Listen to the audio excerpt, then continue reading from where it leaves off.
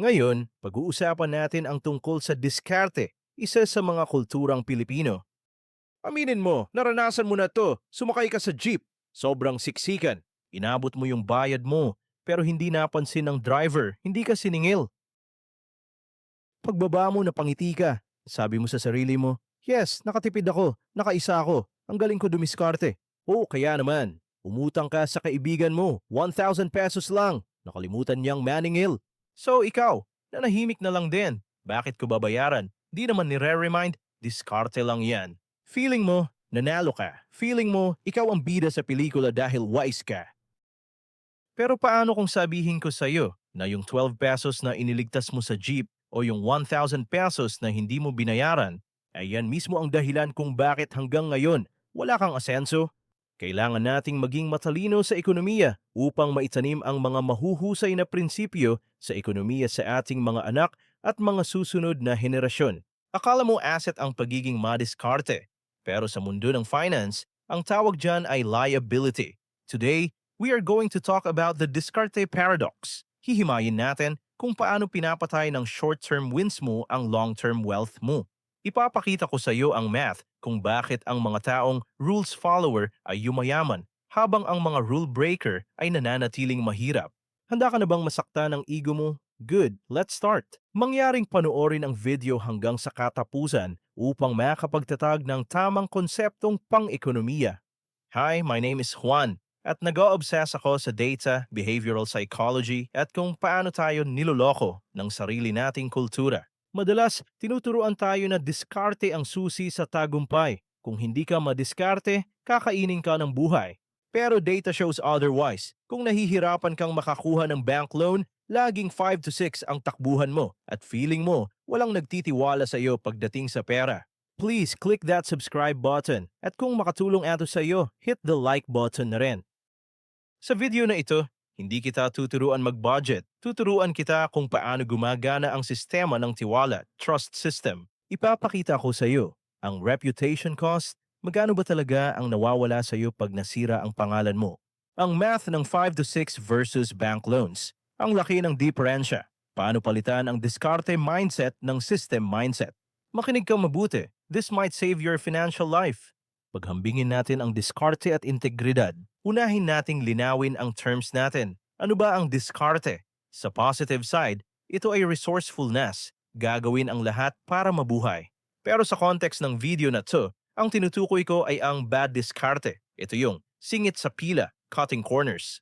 Taguan ng utang, running away from debt. Fake it till you make it, kahit nanluloko na.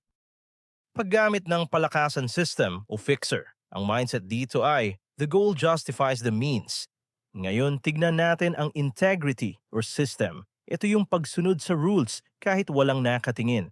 Pagbabayad ng utang on time kahit hindi singilin. Boring, di ba? Parang tanga o mahina. Tignan sa kultura natin. Sinasabi ng tita mo, ang hina naman nito, di marunong dumiskarte. Pero tignan natin ang data. Sino ang mga bilyonaryo? Sino ang mga may malalaking negosyo? Oo, may mga madaya, pero ang karamihan sa sustainable wealth ay binuo sa credit. At ang credit ay galing sa salitang Latin na credere, ibig sabihin ay to believe, tiwala. Kapag puro ka diskarte, palalamang, winawasak mo ang capital of trust. You are trading your reputation for loose change. Parang binenta mo ang kidney mo para makabili ng milk tea. Ganong katanga ang bad diskarte. Hayaan akong bigyang diin ito muli kay sipang pang-ekonomiya. Huwag tayong magdrama, magmath tayo. Ipapakita ko sa iyo kung gaano kamahal maging madiskarte, unreliable. Scenario, kailangan mo ng 100,000 pesos para sa emergency or negosyo. Character A, boy diskarte. History, ilang beses nang tinagwan ang utang sa home credit, di nagbabayad ng SSS loans.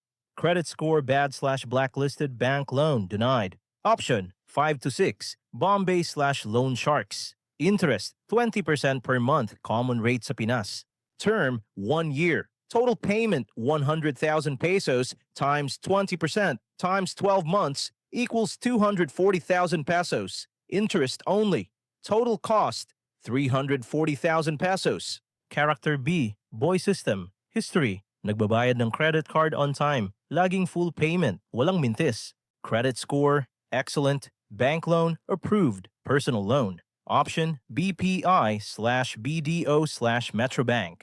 Interest, approximately 1.2% per month add-on rate. Term, 1 year.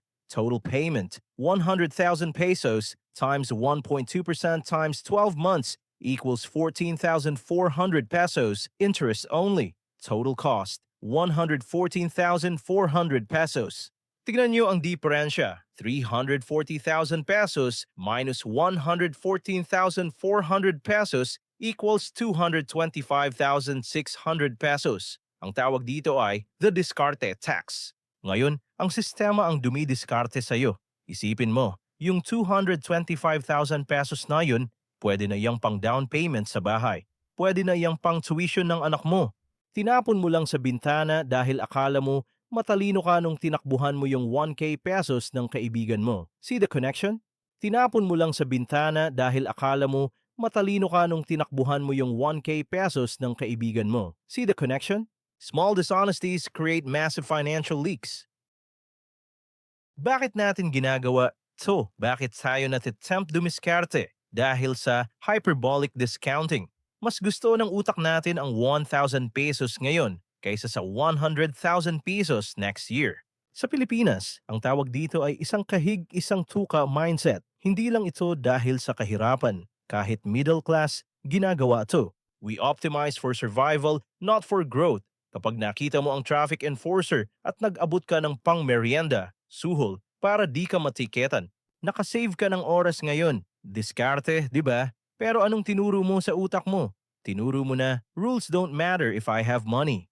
Pagdating ng panahon na kailangan mong mag-build ng negosyo na may systems at compliance, babagsak ka kasi sanay ka sa shortcut. Hindi ka marunong mag-process ng permits ng tama. Hindi ka marunong mag-tax ng tama. At pag nahuli ka, game over. The penalty will wipe out all your previous savings. Discarte is an addiction to shortcuts, and there are no shortcuts to building wealth. Kailangan nating magtatag ng maayos na mga prinsipyo sa ekonomiya para sa ating mga anak at mga susunod na henerasyon. So, paano tayo aalis sa trap na ito? Paano natin gagawing asset ang pangalan natin? Here is your 3-step anti-discarte plan. 1. The walang singilan policy. Kapag umutang ka, ikaw ang kusa magbayad. Huwag mo nang hintaying singilin ka. Mag-set ka ng alarm sa cellphone mo. Pag binayaran mo ang utang bago pa mag-due date, alam mo ba ang mangyayari? Magugulat ang nagpautang sa'yo. Sasabihin nila, iba to, mapagkakatiwalaan to. Sa susunod na kailangan mo ng puhunan, sila pa ang mag-aalok sa'yo. That is credit power. 2. Stop the fixer mentality. Kung may kailangan kang government ID or permit, pumila ka, gawin mo ng tama. Matututo kang respetuhin ang proseso. Yung pasensya na madidevelop mo dyan, yan ang parehong pasensya na kailangan mo sa investing. Investing is boring. Process is boring. Learn to love the boredom. 3. Be OA with honesty. Kung sumobra ang sukli ng cashier sa Jollibee ng 20 pesos, ibalik mo. 20 pesos lang yun. Sayang. No, hindi mo binabalik yun para sa Jollibee. Mayaman na sila. Binabalik mo yun para sa sarili mo. Para i-train ang utak mo na, I do not need to steal to get rich. It builds a psychological identity of abundance. Honest people feel rich. Thieves feel poor. Kasi laging takot mahuli. Here's the truth people don't want to hear. Integrity is the ultimate cheat code sa mundong puno ng manloloko, scammer, at madiskarte. Ang taong mapagkakatiwalaan ay parang ginto, rare, valuable. Kapag kilala ka bilang taong may isang salita, opportunities will find you, investors will trust you, banks will fund you. Ang yaman ay hindi lang pera, ang yaman ay access, at ang susi sa access ay trust. Kaya simula ngayon, itigil na natin ang diskarte na nakakasira. Let's play the long game. Maging boring tayo, maging honest tayo, at panoorin natin kung paano tayo lalampas sa mga wise na nauna sa atin. Ako si Juan Finance. I teach you the math so you can build real wealth. Cheers!